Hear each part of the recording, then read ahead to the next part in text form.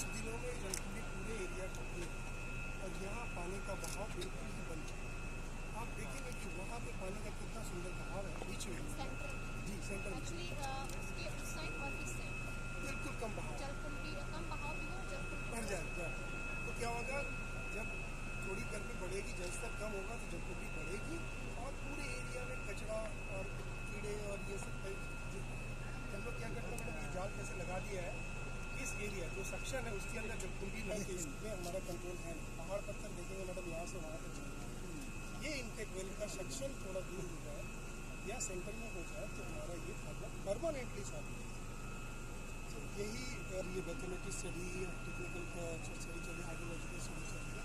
इसके बाद एक एस्टिमेट हम लोग देंगे कि DPR प्रिपेयर होगा मैडम और उसके हिसाब से कितना टाइम लग जाएगा इसको अगर हम लोग शिफ्ट करना चाहें कितना टाइम क्योंकि गर्मी आने वाला है मैम ये इस साल तो लेकिन इससे लगा हुआ काम दो काम करने से हमारी ये प्रॉब्लम सॉल्व होगा। पहला तो ये दूसरा एक सेटलिंग काम तो ये अगर थोड़ा डिले हाँ नहीं मैडम नहीं उतना दूर नहीं आप दो जन आने दिए ना आइए सर मैडम आगे चलेंगे तो दिखेंगे। तो ये जलकुंभी में से निकालने के लिए ये वही सर मैम वही करते हैं ये जाल हमने ऐसे डालना है आप देखोगे तो सक्शन पॉइंट इस सक्शन पॉइंट से ही पानी ये जो हम लोगों का वाला है इसको पकड़ लेगा और जो भी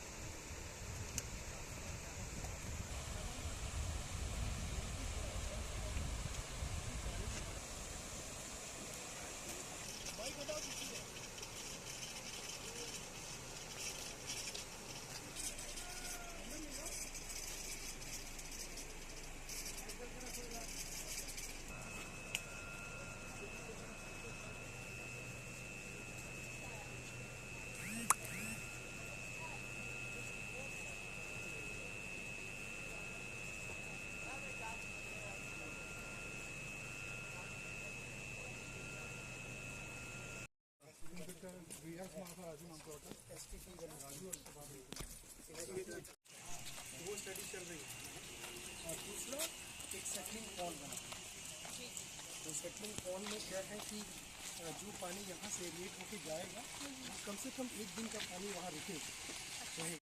सुबह जल्दी आप थक गए तो फिर दिक्कत हो जाएगा।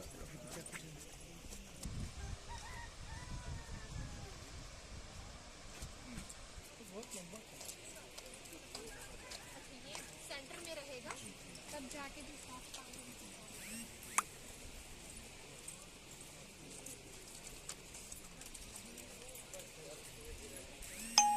विधायक जी आज हम मुआयना कर रहे हैं, क्या कहेंगे उसको लेकर नहीं, बहुत ही गर्व की बात है कि हमारे विधायिका आज इस क्षेत्र में आके देख रहे हैं फिल्टर प्लांट को अपने स्वयं निरीक्षण किए और जहाँ जो कमी बेसी हो रहा है उसको पूरा करने का प्रयास किया जाएगा। जैसे वहाँ उस क्षेत्र में हम लोग गए थे, उस क्षेत्र में आपका बहुत ज़्यादा समस्या है। उस समस्या का समाधान बाउंड्री वॉल के माध्यम से गेट के माध्यम से होगा और मैडम पूरा क्षेत्र में भ्रमण किए और अपने वक्तों से कहा कि भाई आने वाले समय में कोई ऐसा समस्या नहीं होगा, जनता के लिए बहुत ही अच्छा लाभ प्राप्त होगा, पानी के लिए अच्छा फिल्टर पानी दिया जाएगा। अपना नाम मैं भारतीय जनता पार्टी बिरसानगर मंडल के अध्यक्ष। जी मैडम, आज जो निरीक्षण करने आए क्या देखें और क्या आगे सुधार होगी इसमें?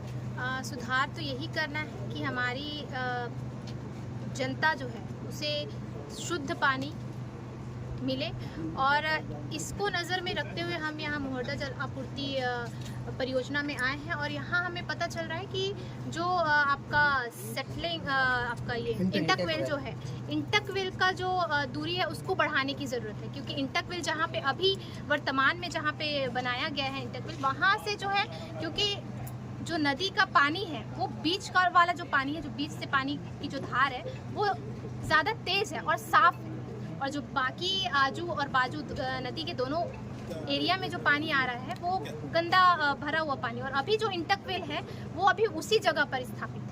तो हमें उस इंटक वेल को आगे शिफ्ट करने की ज़रूरत है। अगर इंटक वेल आगे शिफ्ट हो जाता है तो उस इंटक वेल के माध्यम से हम पानी को जो है गर्मी के समय में भी, क्योंकि गर्मी के समय में पानी का लेवल बहुत कम हो जाता है, तो गर्मी के समय में भी वहाँ से हम पानी जो है निकाल सकते हैं। और अभी तो वैसे इस आपके इस योजना को बनने में थोड़ा समय लगेगा, तो इसके बिहाफ में हमने एक और सुझाव जो है रखा है सामने, वो है इंटक वेल का, सेटलिंग पॉइंट का। अभी तो इंटक वेल को जो है काम में लगाने के लिए थोड़ा समय लगेगा। अभी हम सेटलिंग जो पॉइंट है उस पे जो है काम जल्दी से करा सकते हैं, क्योंकि सेटलिंग पॉइंट जो है उसके माध्यम से हम जो अच्छा पानी है वो वहाँ पे स्टोर होगा। जो पानी हमारे नदी से जो जाता है वो वहाँ पे स्टोर होगा।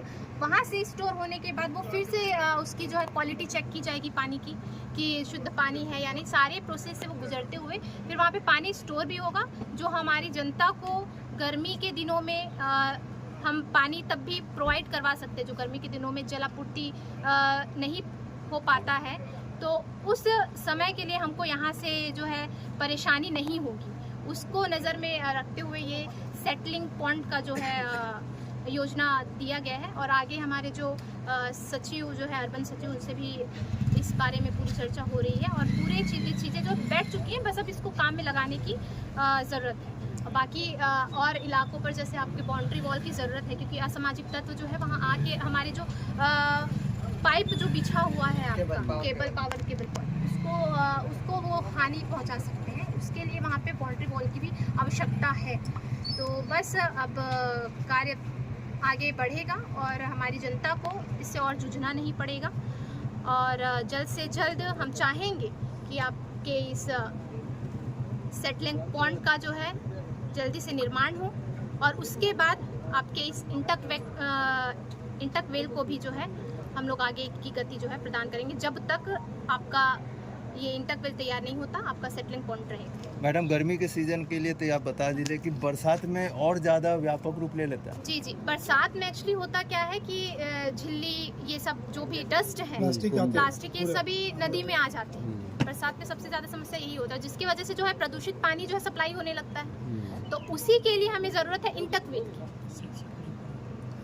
और सेटलिंग पॉइंट की भी ज़रूरत है। तो हम चाहेंगे कि जो इंटक वेल है वो थोड़ी दूरी पे चले जाए, ताकि बरसात के समय में भी जो है लोगों को किनारे में बसा हुआ प्लास्टिक वेदर वो, क्योंकि अभी जो वहाँ पे इंटक वेल है वो किनारे में है, जिससे जो गंदगी है, प्लास्टिक्स है, या फिर आपके जो काई वगैरह जो रहते हैं, जलकुंभी वगैरह, वो सभी उसमें आ जाते हैं। तो इस वजह से हम चाहेंगे कि इंटक वेल दूरी पर हो जाए। दूरी पर होने से जो पानी शुद्ध मिलेगा, और जब तक ये नहीं हो पाता तब तक हम अपना सेटलिंग पॉइंट के ज़रिए से अपने जल को शुद्ध रूप से जनता तक पहुँचा। मैडम, सरकार की योजना थी, शुरुआत में सरकार ही इसको हैंडल कर रही थी, बाद में देखा गया था कि गुणवत्ता कुछ कमी आ रही, तो जिसको को दे दिया है कि बेहतर कार्य कर सकते और निरंतर चले। लेकिन ऐसा क्या कारण दिख रहा है कि कहीं ना कहीं जिसको फिर सरकारें पे डिपेंड हो गई है, जेएनएससी पे डिपेंड हो गई है, प्रशासन पे डिपेंड हो गई है? जी, अब ऐसा जो है बिल्कुल नहीं होने की संभावना है,